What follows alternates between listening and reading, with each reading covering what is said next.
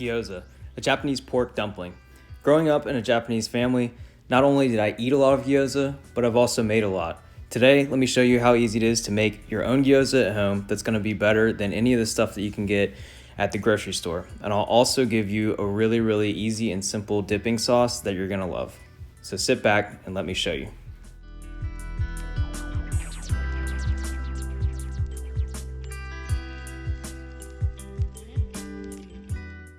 All right, so we're gonna start by chopping up 2 cups or 230 grams of green cabbage. The way that I like to do it here, as you can see, is just I just quartered the cabbage, and I ended up using about half of a medium cabbage. I just quartered it, and then I removed the stem part or the core. Went down, just sliced them, and then chopped them up right here. And basically, after you do that, then you're just going to run the knife through them, just kind of roughly chop all the way through. You're going for, I guess, pea size, or a little smaller than pea size, is what you're aiming at. Now, once you've got the cabbage all chopped up, you're going to put it in a bowl and add 2 tablespoons or 40 grams of salt. And that salt is not only going to season the cabbage, but it's going to give it it's going to draw out all of the moisture, all of the excess moisture that you don't need. And, that's a pretty crucial step, because if you don't do that, then you're going to end up with like a really soggy, wet gyoza, which is not what you want. Next thing you're going to do is chop up half a cup or 60 grams of green onion. And this green onion stock was really big, so I actually ended up cutting it in half and then just slicing it down as thin as I could. And then once I got that done, I went through and just kind of gave it a rough chop and just, finally minced it up.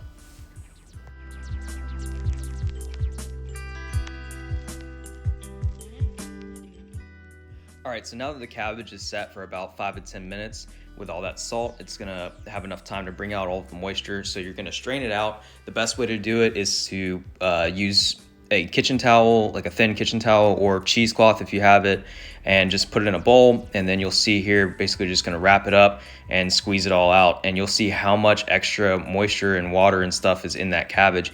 Like I said, you don't want that in your gyoza, because if it ends up in the final product, it's gonna be really mushy and watery gyoza, and you definitely don't want that. So in a separate clean bowl, you're gonna go with 1 pound or 450 grams of ground pork.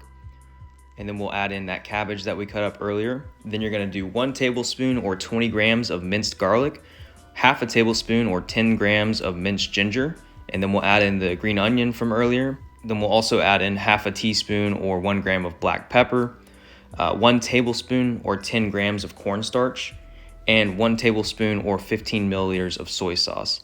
And the cornstarch, just to go back to that, so that's one thing that's really just going to kind of bring everything together. It's kind of a binder, and it's really just going to make, it's similar to when you're making meatballs, you want to add in breadcrumbs. Well, with gyoza, you don't want to use breadcrumbs, but cornstarch is kind of a good way to bring everything together. It's going to give it a really good texture on the finished product. So you just continue to mix it until everything is really well incorporated, and there is no over mixing here. So like I said, just make sure that you get it all mixed together, make sure all the seasonings and everything are well mixed together. And then once you've got that done, you can set it off to the side, and then we will get our wrappers ready to start wrapping. All right, so for the gyoza wrappers, I'm just using the store-bought ones. You can usually find these in the freezer section of an Asian supermarkets, and honestly, they're really good. So, as opposed to making your own, they're a great substitution. All right, so now it's on to the fun part. So you're gonna take one of your gyoza skins, wet both of your hands, and the size that you're going for here, you're just gonna shape a small ball. Basically want it to be like half the size of a golf ball. You're gonna place that in the middle of the skin and then wet all of the edges, and then you'll pick it up, and you'll see here, you're basically gonna fold it in half and then pinch one end. Just pinch it really tight until it sticks together. And obviously you'll see here, didn't pinch it hard enough, so there you go. Pinch it really tight, and then you're just gonna crimp and then pinch and crimp and then pinch and then crimp. And you just keep going around and around all the way until you get to the other edge, and you'll see it starts to kind of form like a curve on its own, which is really cool. And there you go. Now you've got gyoza.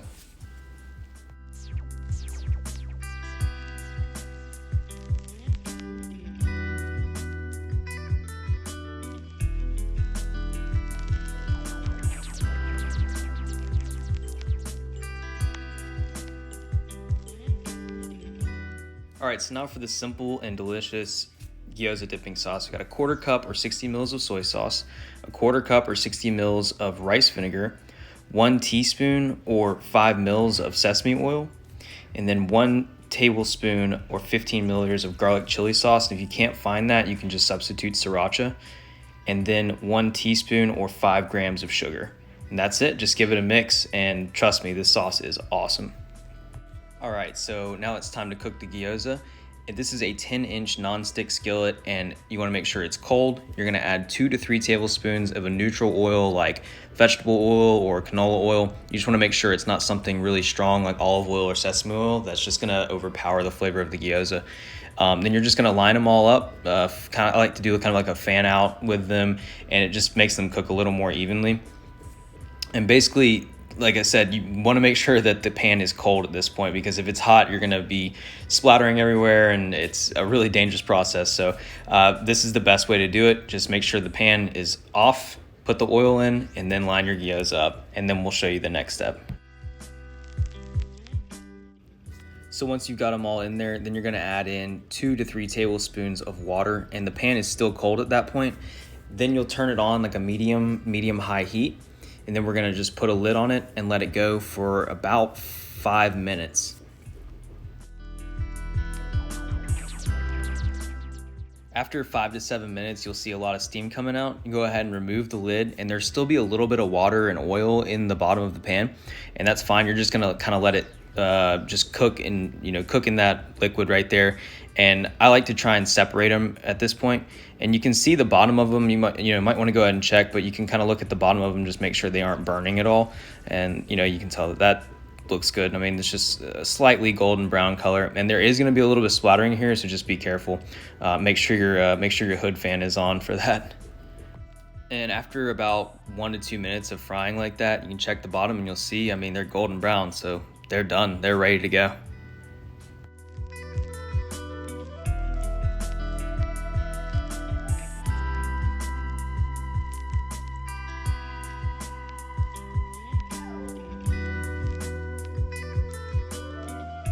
All right, so there we go, homemade gyoza. I mean, how easy was that? It literally took like 5 minutes to put all the ingredients together.